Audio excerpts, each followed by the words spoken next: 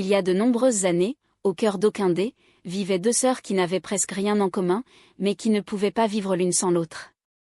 Amina était l'aînée, calme et posée.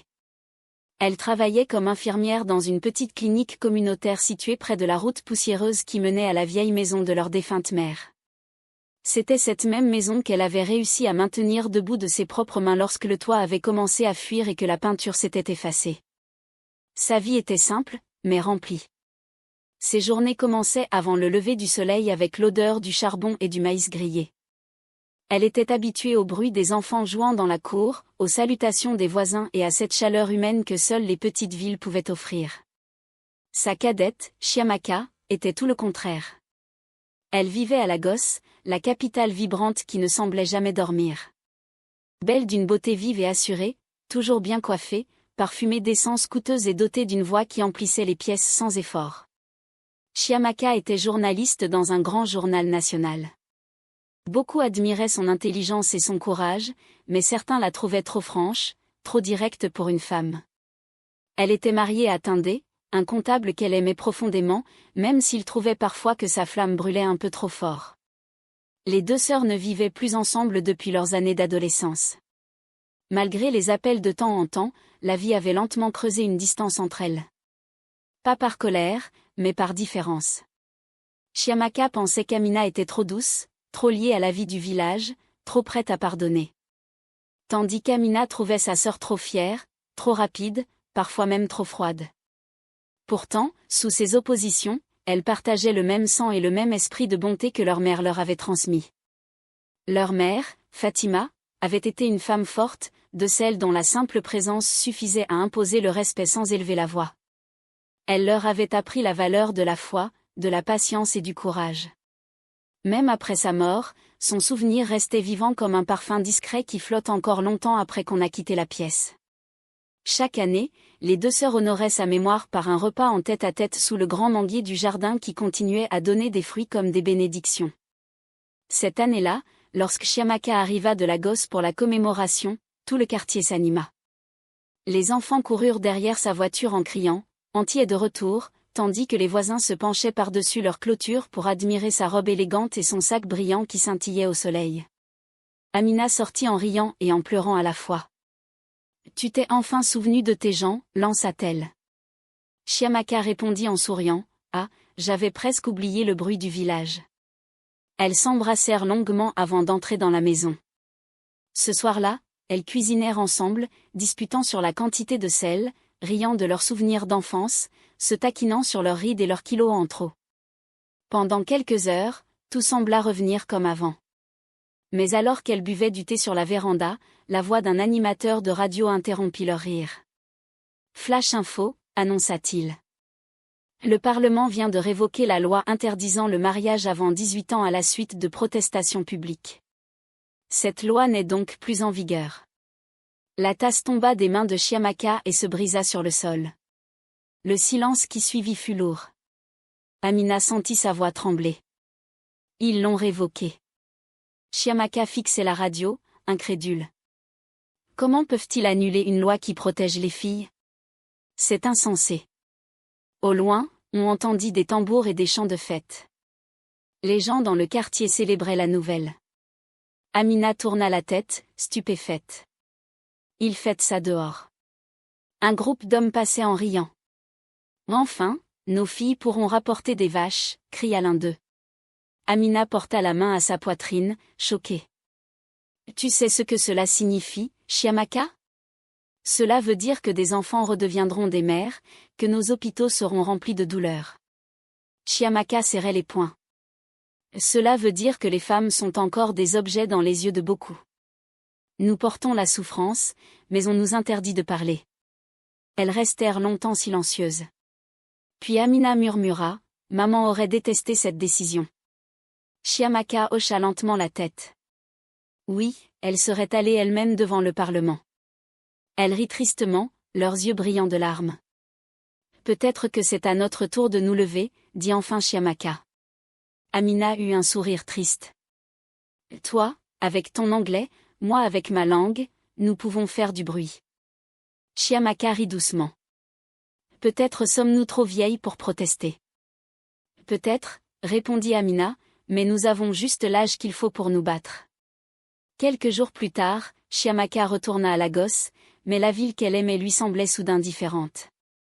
Le bruit des klaxons, les lumières, les foules pressées lui paraissaient vides, artificielles.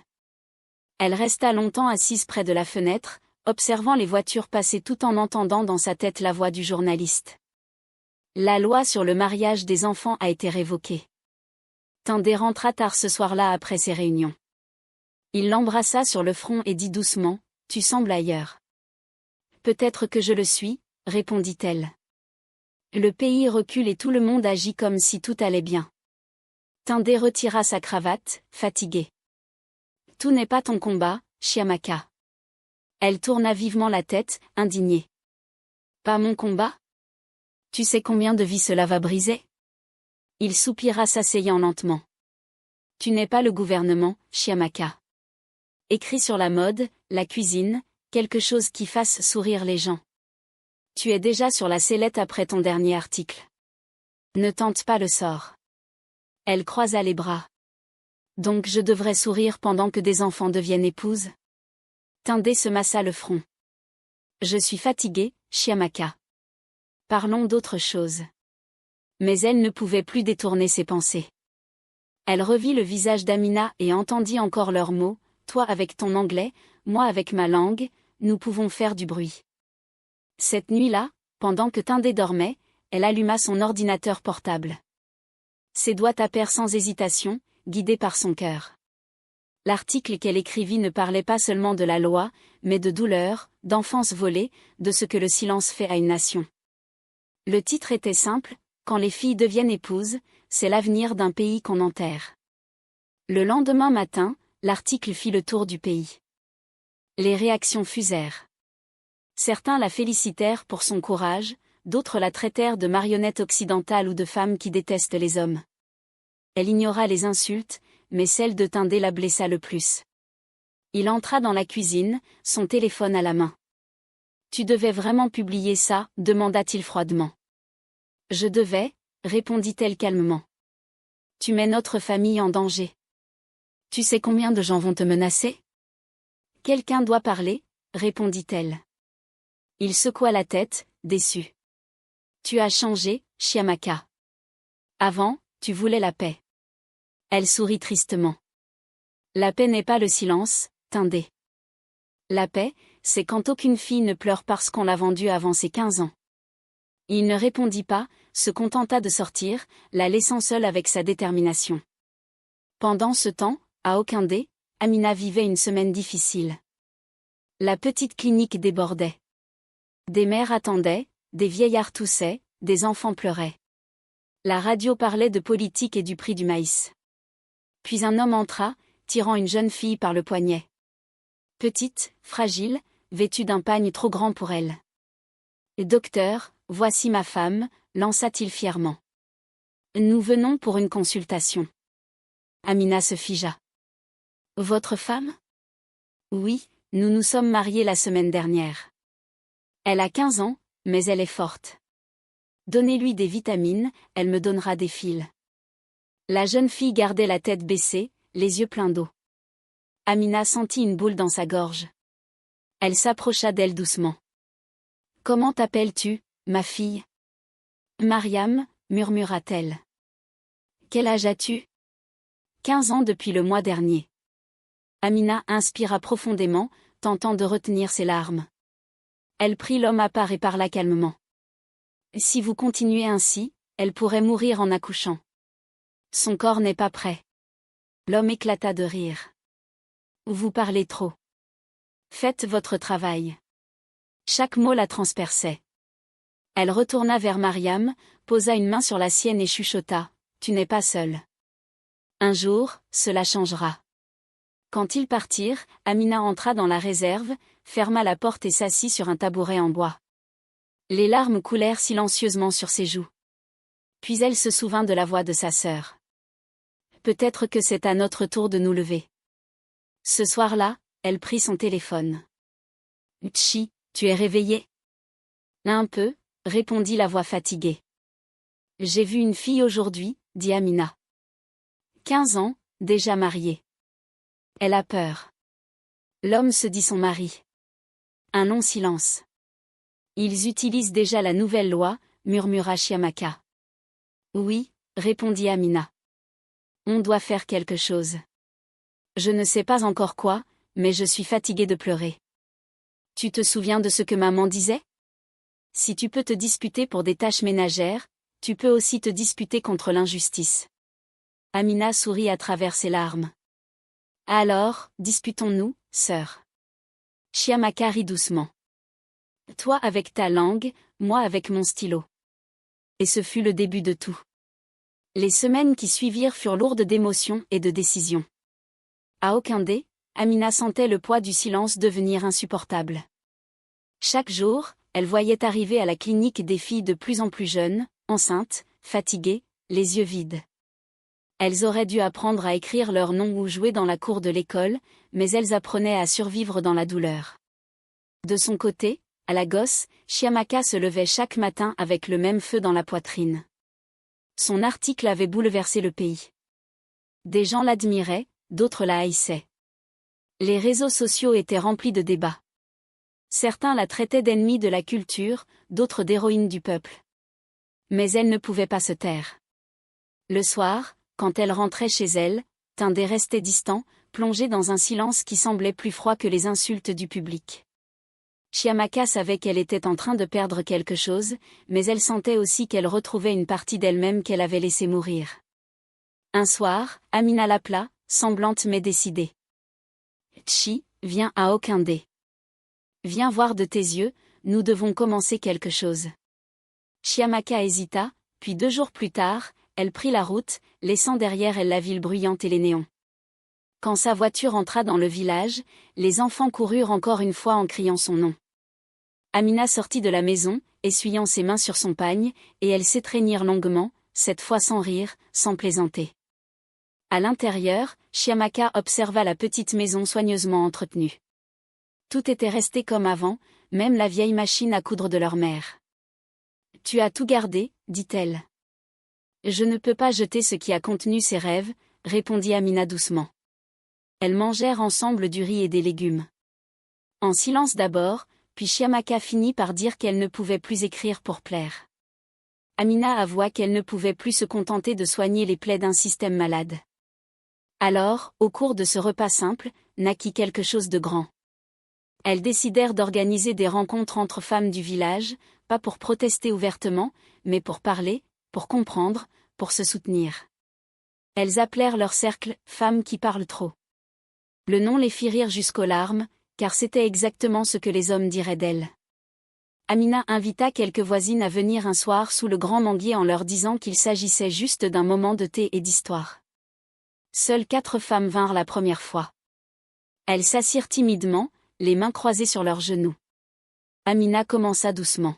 « Nous ne sommes pas ici pour nous battre contre qui que ce soit. Nous sommes ici pour parler de nos filles, de nos peurs, de notre avenir. » Le silence s'installa un moment avant qu'une vieille femme, Mamazi, prenne la parole. « Si j'avais su ce que je sais aujourd'hui, je n'aurais jamais marié ma fille à 14 ans. Elle pleure encore chaque jour. » Une autre femme ajouta d'une voix tremblante que sa nièce était morte en couche à 16 ans. Les larmes coulèrent, les voix se brisèrent. Chiamaka prenait des notes discrètement, mais elle aussi avait les yeux humides. Le lendemain, 12 femmes revinrent, puis 20, puis encore plus.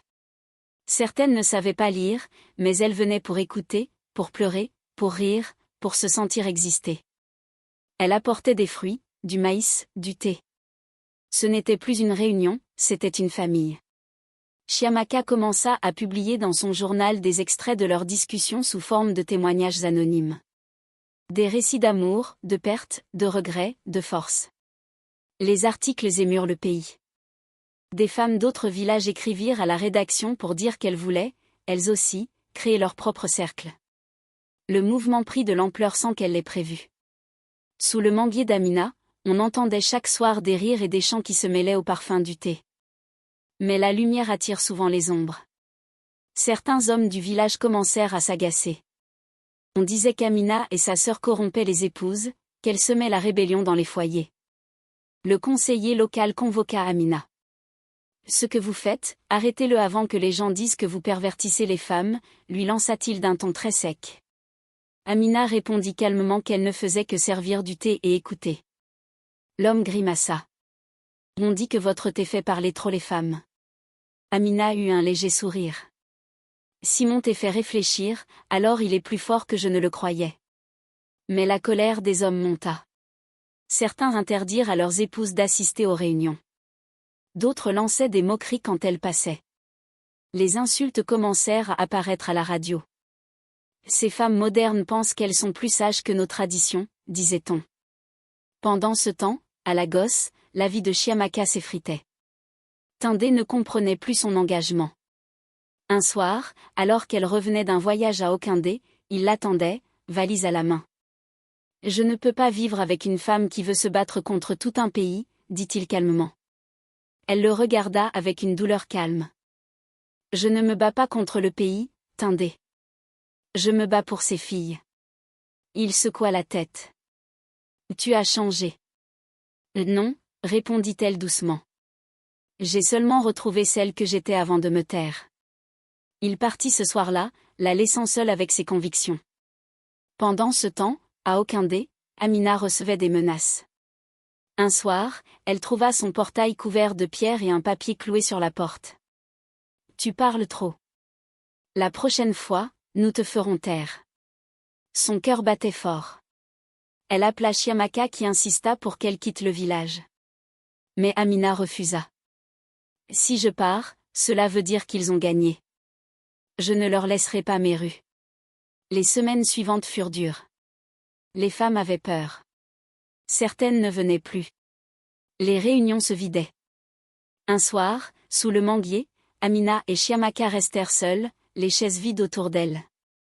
Amina sentit les larmes monter. Peut-être que tout cela est trop grand pour nous. Nous ne sommes que deux femmes, dit-elle. Chiamaka posa une main sur son épaule. Non, maman était une seule femme et elle a élevé deux combattantes. Le lendemain à l'aube, quelque chose d'inattendu arriva. Une à une, les femmes revinrent. Mama Ngozi arriva la première, suivie d'une autre, puis d'une autre encore. Elle portait du pain, des beignets, du thé. En quelques heures, la cour fut à nouveau remplie de voix, de couleurs et de rires. Quand Amina leur demanda pourquoi elles étaient revenues, une femme répondit simplement, « Si vous deux êtes restés malgré les menaces, pourquoi devrions-nous fuir ?» L'air changea ce jour-là. La peur se transforma en courage.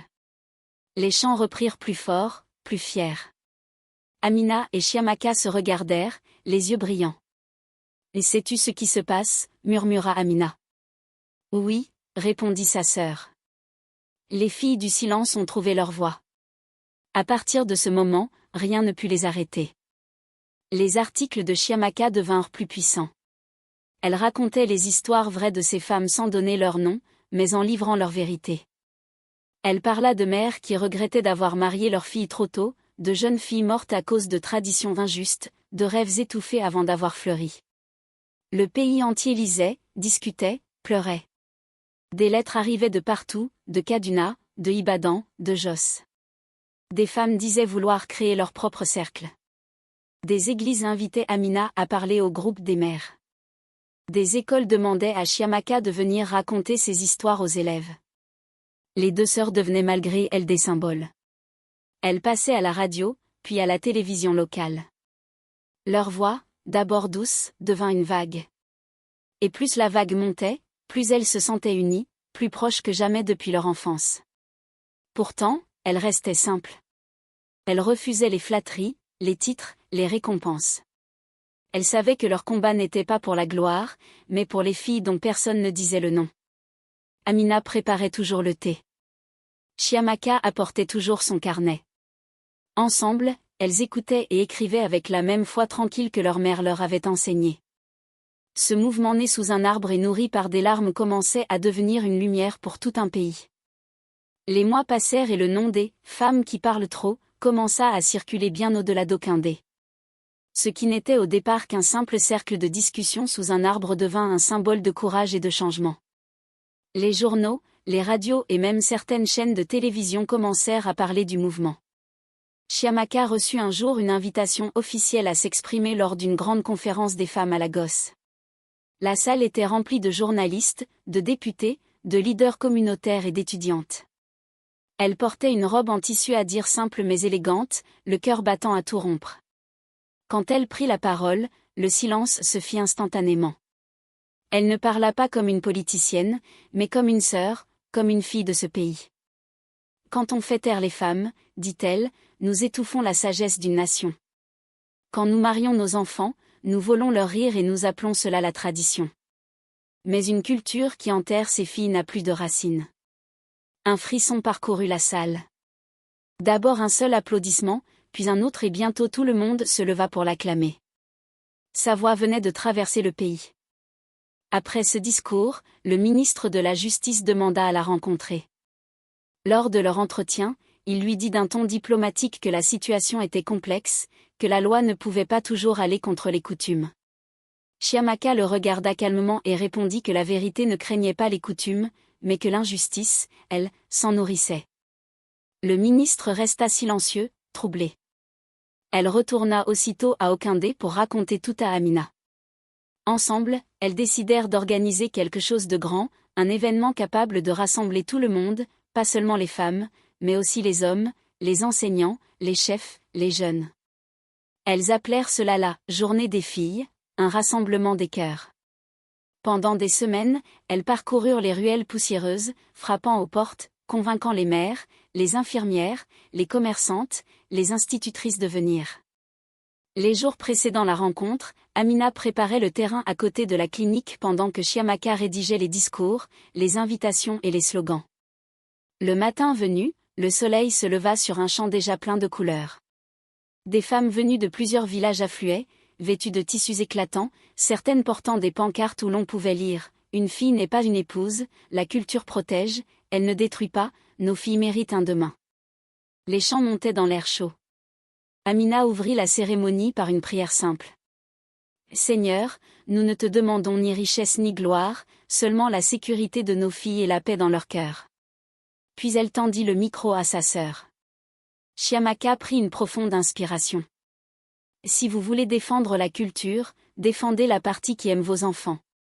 Car une culture qui creuse la tombe de ses filles ne mérite pas d'être appelée tradition. » Le silence qui suivit fut si profond qu'on aurait pu entendre battre un cœur. Puis les pleurs commencèrent, les cris d'approbation, les applaudissements. Des chants éclatèrent et des caméras se levèrent dans la foule. Ce jour-là, les images de la journée des filles firent le tour du pays. Les journalistes diffusèrent en direct. Les vidéos circulèrent sur les réseaux sociaux et bientôt tout le Nigeria parlait des deux sœurs d'Okindé. Le ministre de la Justice, sous pression, fut convoqué par le président pour discuter de la loi sur le mariage des enfants. Dans les rues, des groupes de femmes marchaient avec des banderoles. Dans les écoles, les enseignants débattaient avec les élèves et même dans les églises et les mosquées, les chefs religieux commencèrent à dire que protéger une fille, c'était honorer Dieu. Mais Amina et Chiamaka ne cherchaient pas les félicitations. Tandis que le pays vibrait de leur combat, elles continuaient à travailler discrètement, visitant les écoles, parlant aux chefs traditionnels, écrivant des lettres aux députés. Elles savaient que la véritable victoire ne se gagne pas avec le bruit, mais avec la persévérance. Les mois passèrent encore. La saison des pluies arriva, lavant la poussière des chemins et ramenant l'odeur de la terre mouillée. Les réunions sous le manguier continuaient. Chaque soir, la cour se remplissait de rires, de chants et d'histoires. Les femmes parlaient désormais sans peur. Le mouvement était devenu une force vivante, une flamme qu'aucune menace ne pouvait éteindre. Puis un matin, tout changea. Amina préparait son petit déjeuner à la clinique quand la radio, la même radio qui un matin avait annoncé la révocation de la loi, interrompit sa musique. Flash info.